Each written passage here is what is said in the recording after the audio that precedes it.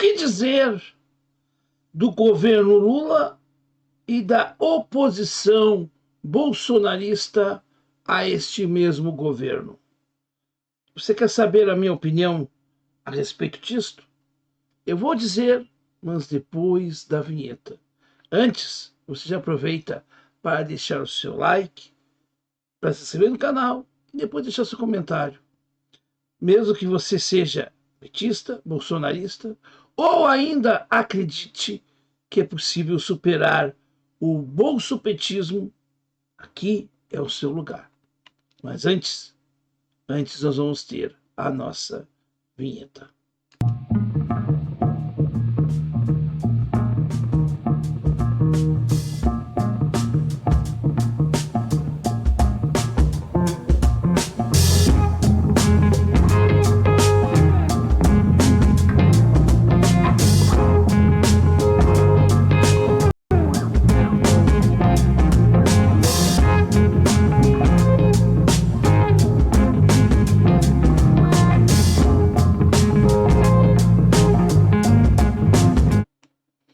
Muito bem, seja bem-vinda ou bem-vindo a mais um vídeo do nosso canal, aqui do nosso Falando de Política, e é um prazer muito grande tê-la ou tê-lo aqui conosco.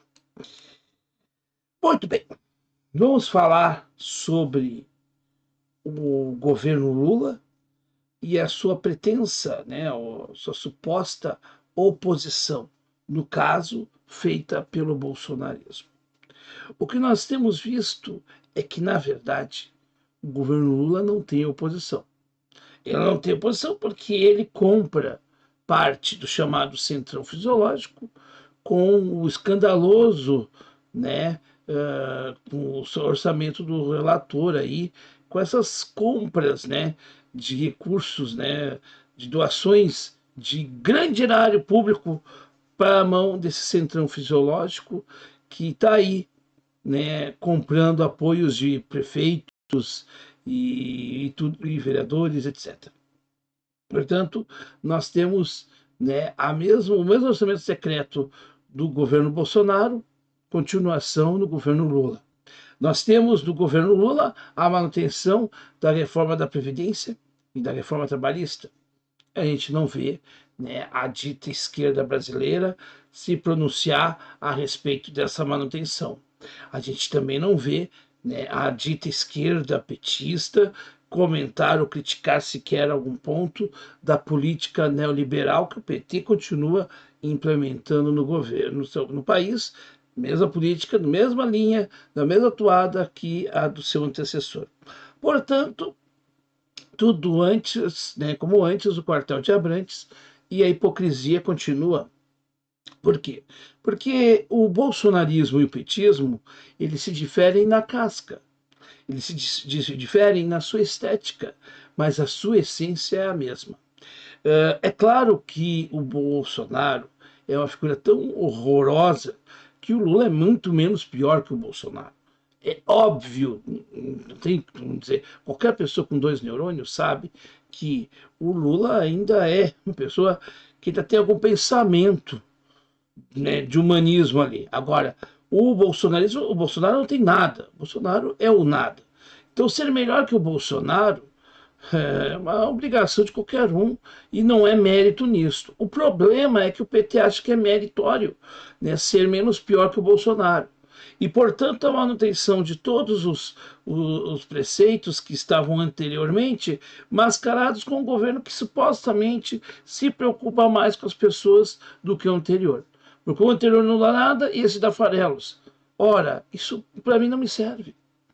Então eu vejo assim, como uma preocupação muito grande, é que as pessoas aceitaram, e muitos aceitam, o horror de um governo que não vai fazer nenhuma transformação radical, porque não tem coragem de mudar, porque é um governo que está atrelado aos interesses de quem destrói o nosso tecido produtivo, o nosso tecido social e cultural, porque efetivamente tem outro que é pior ainda.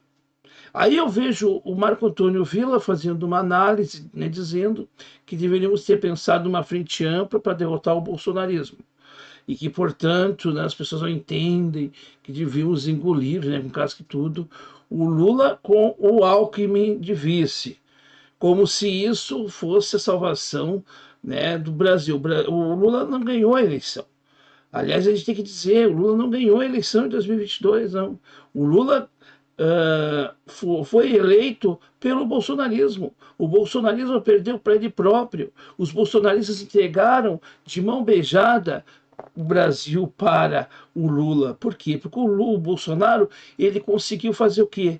Ele é tão burro que ele, de vez de unir o povo brasileiro e ali se tornar uma liderança e talvez, né, maquiavelicamente falando, né, se tornar aquele que agrada até os seus críticos, e que os críticos não podem falar nada porque fez alguma coisa humana, por exemplo, na época da Covid, de vez de fazer isso, ele não fez. Ele foi contra tudo e contra todos. E nisso ele perdeu para ele próprio. E vejamos bem, ele perdeu para ele próprio e ainda se calou para o terrorismo eleitoral que o PT implantou com o financiamento dos bancos, que então desistiram de Bolsonaro e apostaram em Lula. Foi isso que aconteceu. Não há uma vitória de que realmente o campo democrático como um todo, né, elegeu o Lula como representante disso. Não. O Lula é um cara que tem uma massa fanatizada, que é uma parcela da sociedade, e mais uma outra massa de eleitor médio, que deu alguma parte que votou no Bolsonaro e se arrependeu, e que ficou com medo de ser pior o Bolsonaro do que o Lula, então vão votar no menos pior. E é isso que aconteceu em 2022. Não tem que tirar e botar.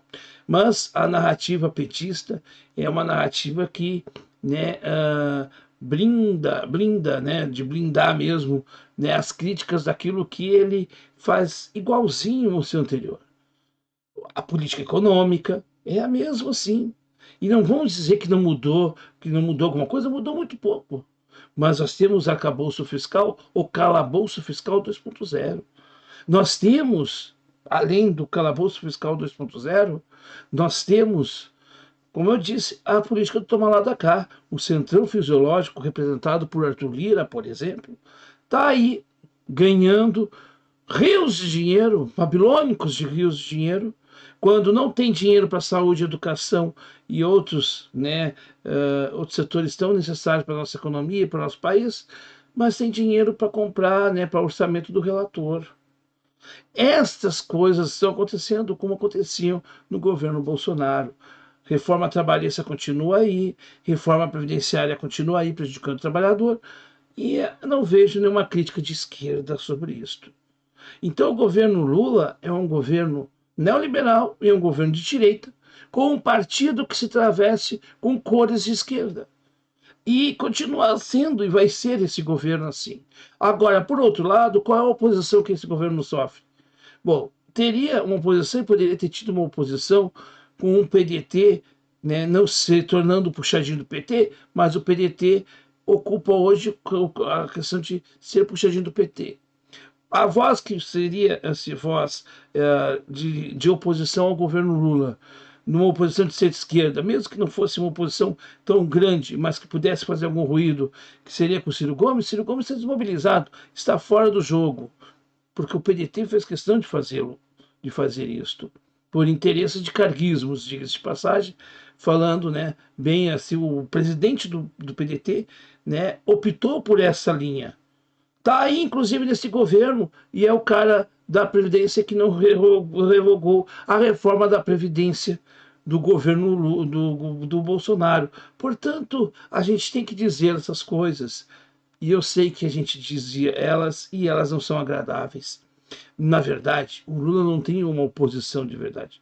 Tem ali gente que fica, né, fazendo, criando causos e ajudando o próprio governo com cortinas de fumaça. A questão do aborto, por exemplo,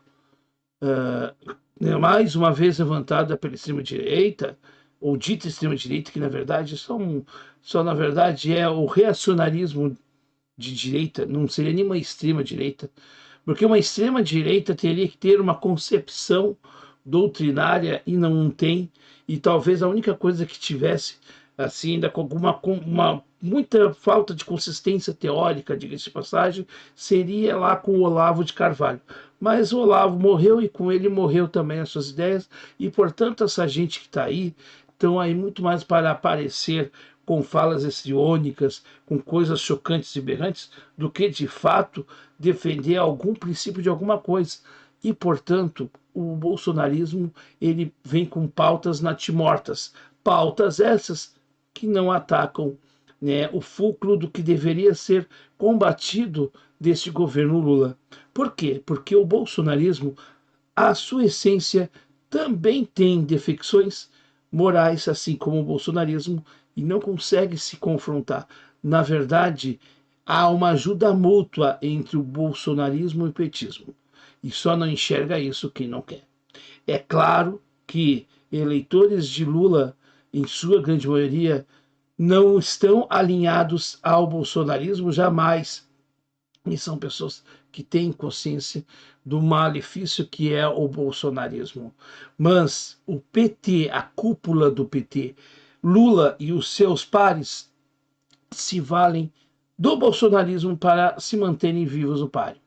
E eu digo, o bolsonarismo é tão incompetente que ele é capaz de reeleger o sucessor de Lula para 2026, porque acredito eu que o Lula não vá concorrer em 2026. E a rejeição que Lula tem agora, ela vem com o medo de que pode ser algo pior, uma outra experiência Bolsonaro, e portanto as pessoas acostumaram-se a essa mediocridade que o PT nos impõe. Portanto, esta é a nossa realidade. E é contra isso que a gente tem que lutar. E é contra isso que nós não podemos concordar. Mesmo que não ganhemos, mesmo que nós não estejamos na disputa eleitoral, que eu, particularmente, eu não tenho hoje, como eleitor do campo trabalhista, da centro-esquerda, uma voz que, de fato, possa ser viável eleitoralmente. Haja visto que Ciro Gomes, por exemplo, não acho que está se postando como um pré-candidato para 2026.